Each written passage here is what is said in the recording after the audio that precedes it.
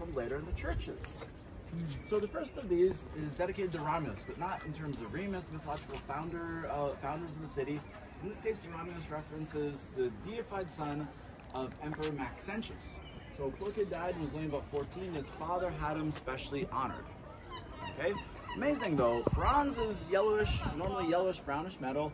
Out in the elements like this takes on that green patina or Statue of Liberty like finish. Yeah. So those are original doors in their original locations, pretty much. So that's pretty crazy. Original doors, 1,700 years old. Now the next of the temples is like we're comfortable enough place to talk about it. We'll be able to see the lettering a little bit more later, but it's sort of the site of a great love story. Imagine how well the emperor named must have loved his wife Faustina before she died, because when she died, he had the entire temple built around it. You can already kind of see the lettering from here. It says in the bottom, Diva Faustina. Well, good 20 more years went by when Ricky finally died. His successor was like, hey, you already have a temple built for the guy's wife, why not just add his name to it? So that's you have up above, Divo Antonino et. So in other words, the divine Antoninus et and the divine Faustina. So yeah, kind of a site of a great love story. And it's also a good clue about how much the ground level in the city rose throughout the centuries. Notice if you walk a little bit further this way, you can see from right here, in between the first and the second of the columns, there's the original doorway, and then there's this awkward green doorway that represents how much the ground level rose in the medieval period. And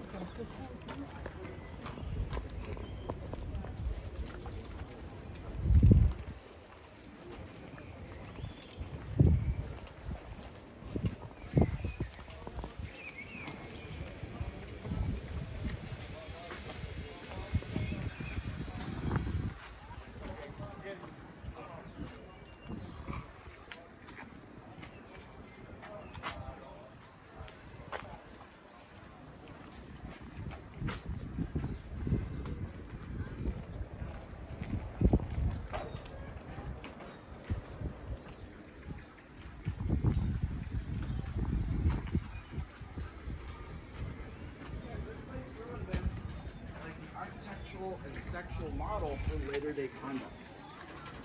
Imagine if a later day nun would fall off the wagon and talking about alcohol, you could say to her something like, it's okay, just go to confession, just don't do it again, kind of thing. But if one of these ancient Vestal virgins were caught no longer being a virgin, they got buried alive. It doesn't even sound that bad at first what happened to you. They were given some bread, a bed, a candle, and some water, but then they were closed in and left to die, and that's just how they did things.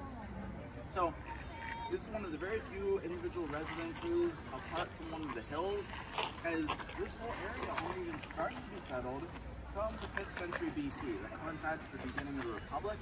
Guys, the whole area down here was pretty much a marshy valley from the 6th, 7th, 8th centuries BC. Imagine size double that, so it's about 12 feet, about 4 meters or so in width.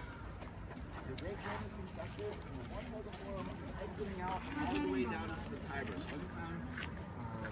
So the natural flow of water here, natural just marshy valley, is able to finally start being built into it. By the way, most of the statuary here are just placed up fairly random order. They're all from the ditch off to the side. So most of them are headless, with very few exceptions. That one there's got a head, that one there's got a head. But for the most part, they're just placed up in random order with relatively, the inscriptions usually pretty consistent. Mention things such as VV Max, which is an abbreviation we can see right there, VV Maxime. So at any one moment referencing one of the overall head Vestal virgins. So there would have been typically about 6 of these ladies. But yeah, they were handpicked between the ages of only mere 6 and 10. It wasn't just like randomly picking girls from off the street, but wealthy aristocratic families. And yeah, they had to dedicate 30 years. So imagine some of them, they could have gotten married potentially after, but it was sort of one of those things would have been oftentimes seen as just like a life calling. So a lot, and yeah, kind of like later day convents, a little bit different. So as opposed to even say cloistered nuns, which still to this day you could join a convent with cloistered nuns and you could potentially only even see anybody after like 7 years, and it's like you're pretty much stuck there. one of these Vestal Virgins, they were part of public life. So they had the only other best seats in the house for the Colosseum, plays, processions, sacrificial offerings. So more or less not cloistered, but more or less part of public life. Set around this way.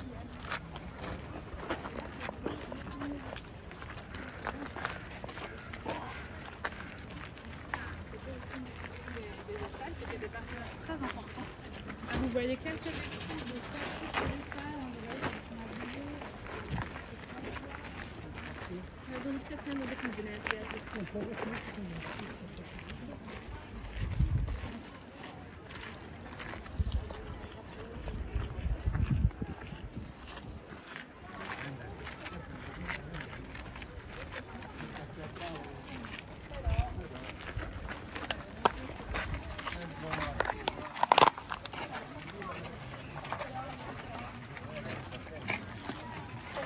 Not only the various palm cantilevers in the middle between the legs and the ground, the statuary, each of these right here are only 5 different square bases that survived. It would have been originally a series of columns, just like I showed you earlier in the restorations.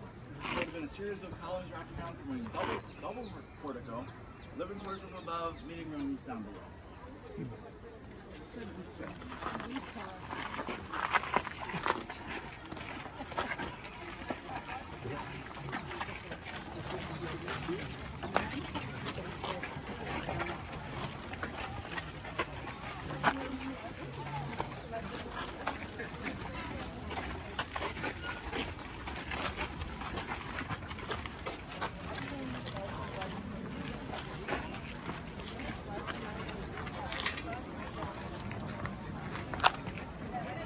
Let's see that.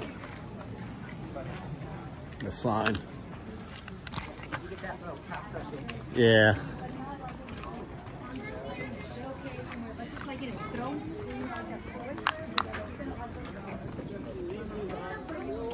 Because the last thing we want to do is use them now where we don't really need them and then walk out into the sun and be like, oh yeah, well, they're...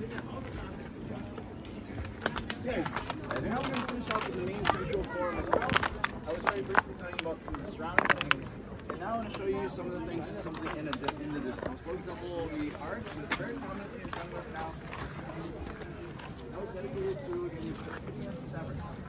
Back in the early 200s, south of Black Sea.